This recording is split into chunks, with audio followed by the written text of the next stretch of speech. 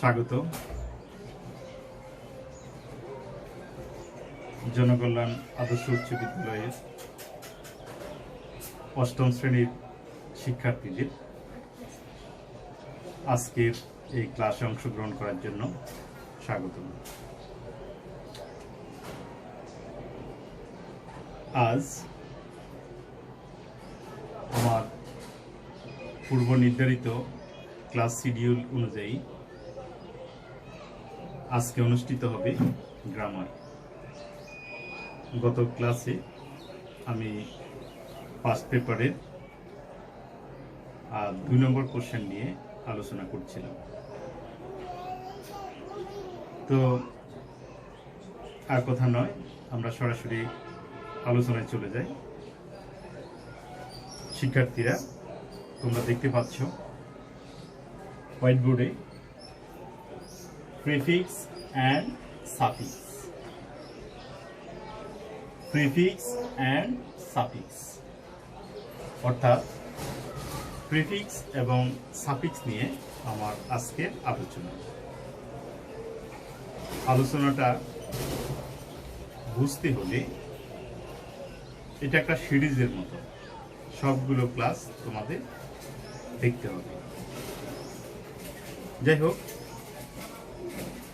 Prefix and suffix Bangla হচ্ছে উপসর্গ এবং প্রত্যয়। প্রিফিক্স উপসর্গ, সাফিক্স প্রত্যয়। বাংলা ব্যাকরণে আমরা যখন উপসর্গ করি কিংবা প্রত্যয় করি, তখন আমরা যেই মূল শব্দের আগে বা পিছে, সামনে বা পরে যে সমস্ত বর্ণ বা বর্ণ সমষ্টি যুক্ত হয়ে নতুন শব্দ গঠন করে, সেটাই হচ্ছে উপসর্গ বা প্রত্যয়। ইংলিশে বলা হয় সাফিক্স অর প্রিফিক্স। তাহলে সাফিক্স বা প্রিফিক্স কথাটি বুঝতে হলে তোমাদেরকে প্রথমে রুট ওয়ার্ড সম্পর্কে জানতে হবে। রুট ওয়ার্ড, রুট ওয়ার্ডটা হচ্ছে মূল শব্দ।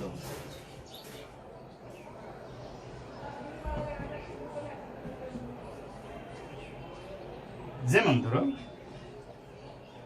জয়,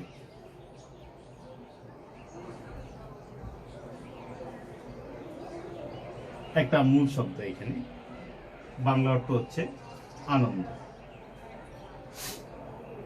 তাহলে এটা হচ্ছে মূল শব্দ।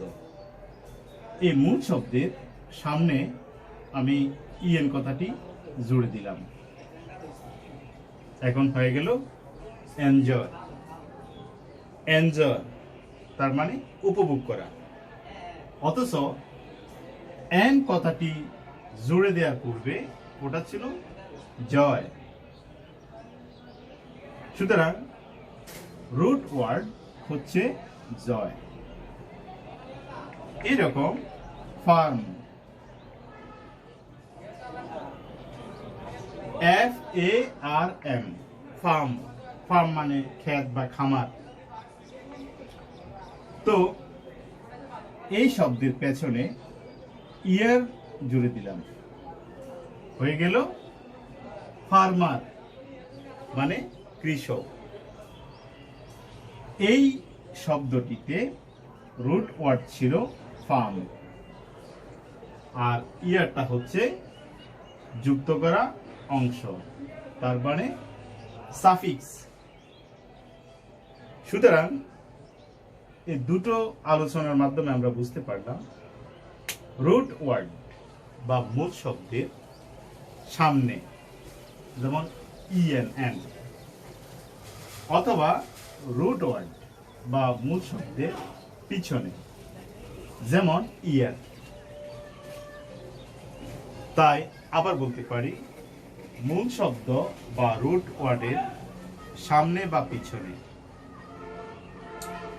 যে সমস্ত লেটার বা বর্ণ বা বর্ণ সমষ্টি যুক্ত হয়ে ওই শব্দটিকে নতুন অর্থ প্রকাশে সাহায্য করে বা নতুন অর্থ প্রকাশ করতে সমর্থ হয় তাকেই বলা হয় সাফিক্স এবং প্রিফিক্স।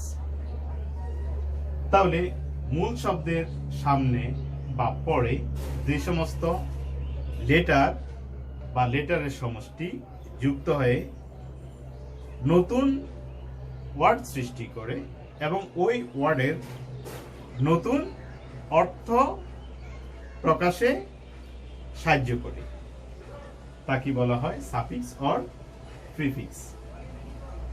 যদি রোট ওয়ার্ডের সামনে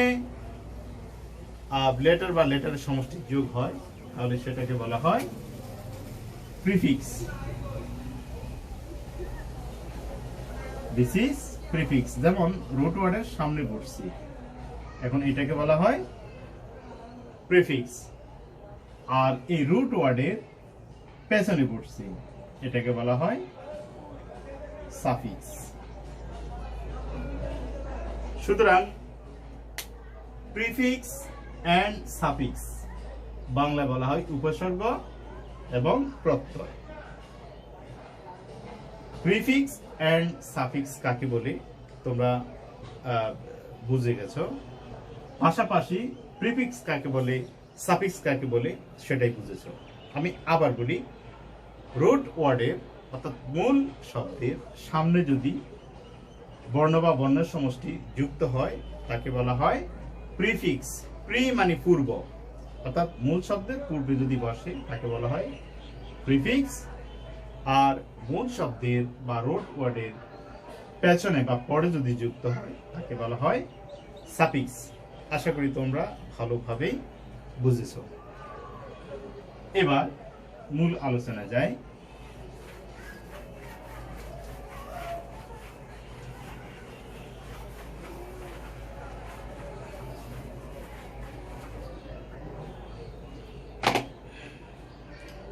আমরা প্রথম প্রিফিক্স নিয়ে আলোচনা করি।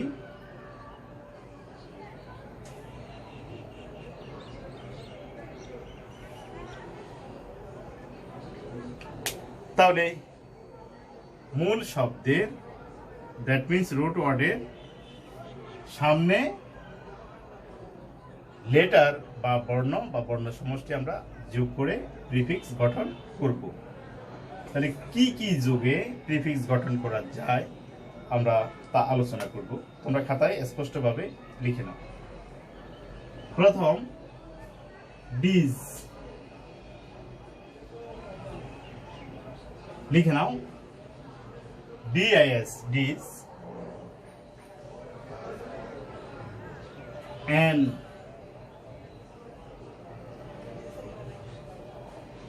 ইল, আইএল, ইল।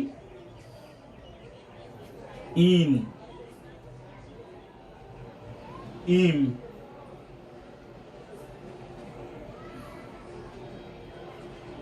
আন, মিস। ডি,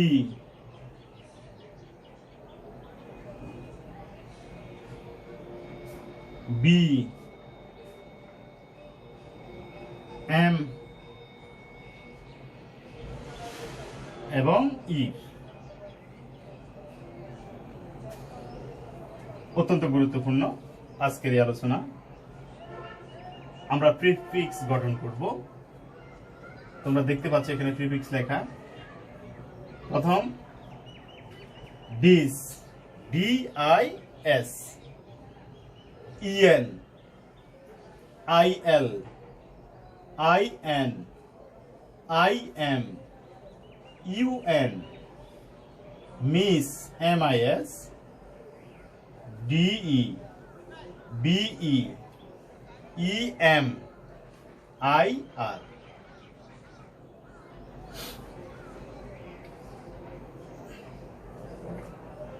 একটু লিখে নাও, সময় দিচ্ছি।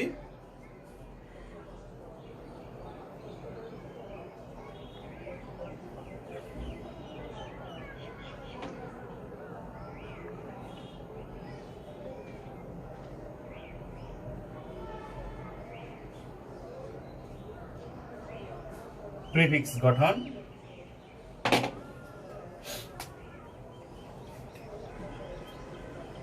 প্রিফিক্স গঠন।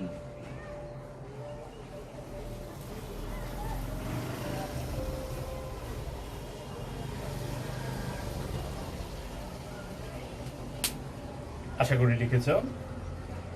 সুতরাং আমরা প্রত্যেকটি এই প্রিফিক্স গুলোকে স্পেসিফিক ভাবে আলোচনা করব। তাহলে প্রথম হচ্ছে দিস, আর সবগুলো মুছে ফেলি।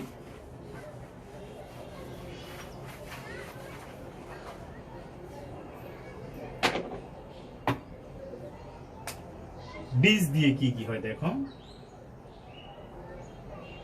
কম্পোর্ট,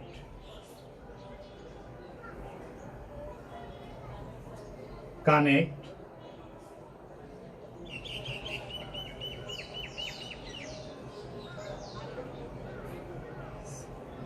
অনেস্ট,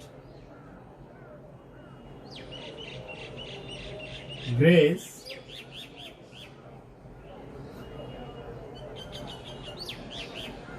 লিখে নাও। কমফোর্ট, আরাম। Comfort, connect, honest, grace.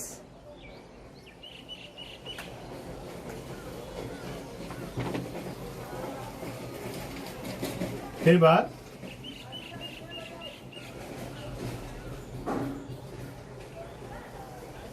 Honour,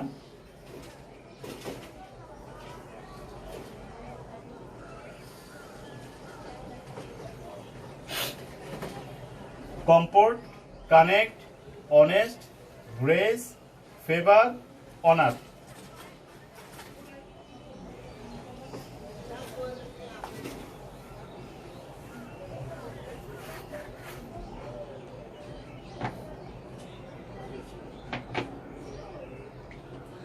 এবার অর্থগুলো আমরা লিখিনি। কমফোর্ট, আরাম।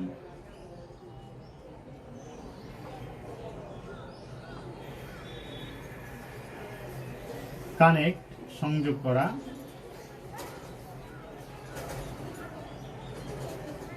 অনেস্ট, সৎ। গ্রেস, সম্মান দেয়া। ফেভার, সমর্থন। অনার, সম্মান দেয়া, সম্মান করা বা দেয়া একই। এবার এইসব শব্দগুলোর পূর্বে যদি আমরা ডিস কথাটি জুড়ে দিই তাহলে অর্থটা কি দাঁড়ায় দেখো। যদি এখানে দিয়ে দিই ডিসকমফোর্ট, কমফোর্ট ছিল আগে, এখন হচ্ছে ডিসকমফোর্ট। তাহলে কমফোর্ট মানে আরাম, তাহলে অআরামদায়ক মানে আরামের বিপরীতটা আমরা এখানে দিতে পারতেছি।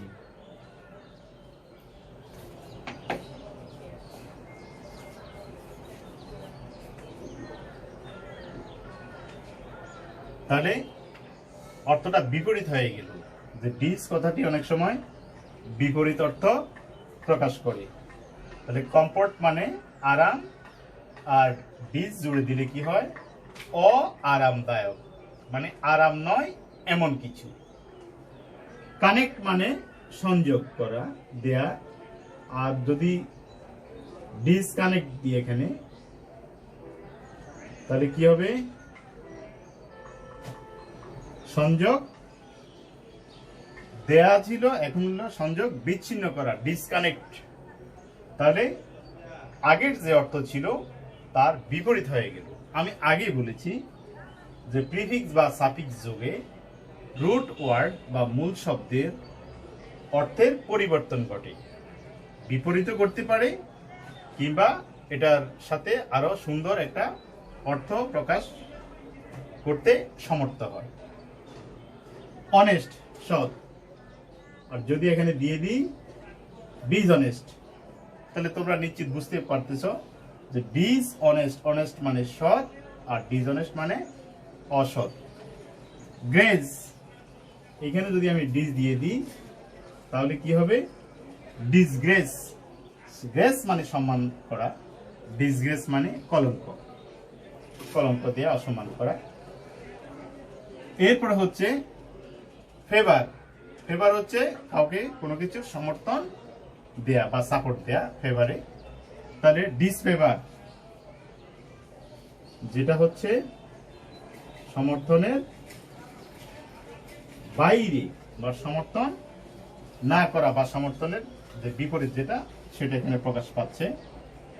অনার সম্মান করা, এরপর হচ্ছে ডিসঅনার অসম্মান করা, সম্মান না করা। তাহলে অনায়াসে তোমরা বুঝতে পারছো যে প্রিফিক্সটা কি জিনিস। প্রিফিক্সটা হচ্ছে কতিপয় ওয়ার্ড, লেটার বা বর্ণ বা বর্ণের সমষ্টি যা রুট ওয়ার্ড বা মূল শব্দের পূর্বে বসে সংশ্লিষ্ট শব্দকে অর্থের বিপরীত করে বা অর্থের পরিবর্তন সাধন করে, সেটাই হচ্ছে প্রিফিক্স। তো সুতরাং কম্পোর্ট, ডিসকম্পোর্ট, এখানে ডিস ডিস ডিস, এই ডিসটা হচ্ছে একটা প্রিফিক্স। তাহলে এইরকম ভাবে তোমরা আরো অনেকগুলো শব্দ গঠন করার চেষ্টা করবে, যেমন এই ডিস ব্যবহৃত হয় এরকম আর আর কি কি শব্দ হতে পারে। যেমন আরো হতে পারে, দিতে পারো লাইক পছন্দ। তাহলে আমি যদি ডিস দিয়ে দিই ডিস লাইক অপছন্দ, এরকম তোমরা নিজেরাই গঠন করবে। তো যাই হোক, ডিস দিয়ে আমার শব্দ গঠন এই পর্যন্তই। তারপর আমি চলে যাব পরবর্তীতে ইএন দিয়ে। আশা করি লিখতে পেরেছ, লিখে নাও।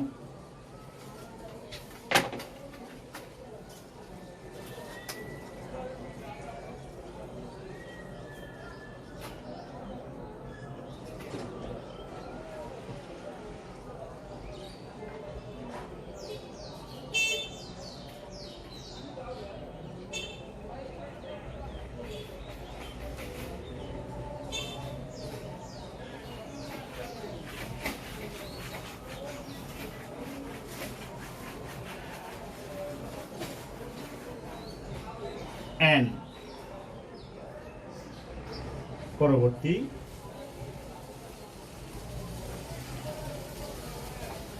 অ্যান,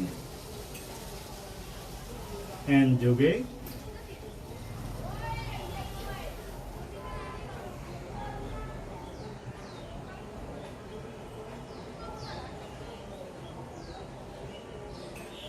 যেমন দেখো, প্রথমে আমি লিখেছিলাম জয়,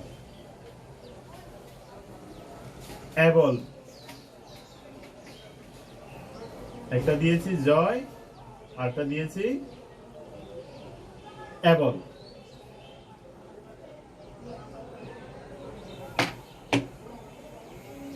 জয় মানে আনন্দ করা, উৎফুল্ল করা, আনন্দ দিলাম এখানে। আর এবল মানে সক্ষম হওয়া। লিখে নাও ইএন যোগে এন যোগে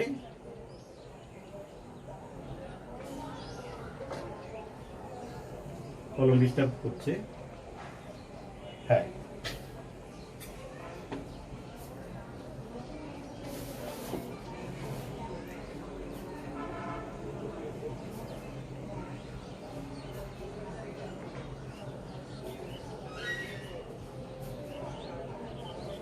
লার্জ,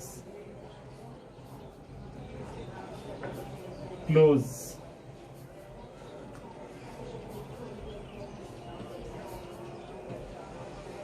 লার্জ মানে বড়, ক্লোজ মানে কাছে, নিকটে, ক্লোজ। এখন আমি যদি এদের সামনে এন প্রিফিক্সটা জুড়ে দিই তাহলে কি হয় দাঁড়াও, N N N N. Enjoy, এটা হয়ে গেল উপভোগ করা। এনএবল, সক্ষম হওয়া, তার মানে এনাবল, এটা সক্ষম না হওয়া।